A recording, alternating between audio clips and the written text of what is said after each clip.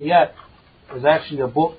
These hadiths are taken from the Musnad of Imam Ahmad ibn Hanbal. He got a book called Musnad Imam Ahmad ibn Hanbal. And the difference between the Musnad of Imam Ahmad ibn Hanbal and the hadiths of Bukhari or Muslim, the way they arranged it, he arranged it here, if you look at the chapters, by the names of the Sahaba and those narrations that trace back from that Sahabi.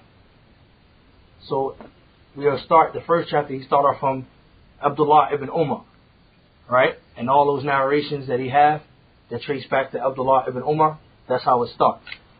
Now the beautiful thing about three narrators being in a hadith, it comes in a famous metin or famous manzuma, a poem that's written on the science of hadith that Shaykh Uthaymeen explains. It's called Baykuniyah for the beginning students. In that poem it goes وَكُلُّ مَا قَالَتْ رِجَالُهُ عَلَى, right? وَدِدْتُهُ ذَاكَ الَّذِي قَدْ نَزَلَ.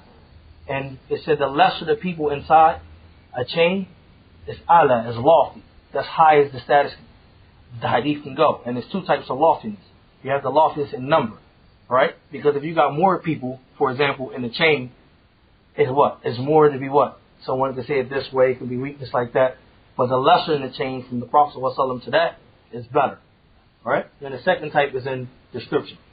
So the first hadith, pay attention to the chain. So the beauty about this, pay attention from the chain.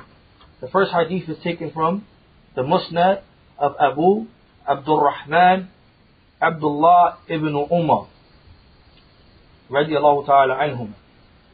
It starts as follows: حدثنا سفيان حدثني عبد الله ابن دينار سمي ابن عمر رضي الله تعالى عنه يقول نهى رسول الله صلى الله عليه وسلم عن بيع الولاء وعن هبته. Musnad Ahmed isnaduhu sahih ala shart al-shaykhain. On the 30, right? Sufyan, and it's two Sufyans, so here they put in parentheses, Ibn Uyayna, not Al-Thar, Ibn Uyayna, narrated to us from Abdullah ibn Dinar, who said that he heard Abdullah ibn Umar radiallahu ta'ala anhu saying what? That the Messenger of Allah sallallahu alaihi wasallam prohibit the sale of wala'a, or giving it away. And this is in the Musnad of Imam Ahmad, and this isnad is sahih, authentic, according to the conditions set by Bukhari and Muslim. So Sufyan is what? He's the student of who? Sufyan ibn Uyayna is the student of who? The next night. Who's the Sahaba we narrating on? Abdullah ibn Umar. Right? So he's a student of Abdullah ibn Umar. What that makes him? It's important you understand these narratives. He's a tabi'i. He's a student of a Sahaba. Now Abdullah ibn Dinar, who is he? Exactly, because he's a student of the student of a Sahaba. So when you start knowing the chains and who are in the chains, it comes better to make you respect the hadith more. So here, the wala, we have to mention this because some people might don't understand wala. When I read, I didn't know what wala mean either. So they brings a nice point what wala mean.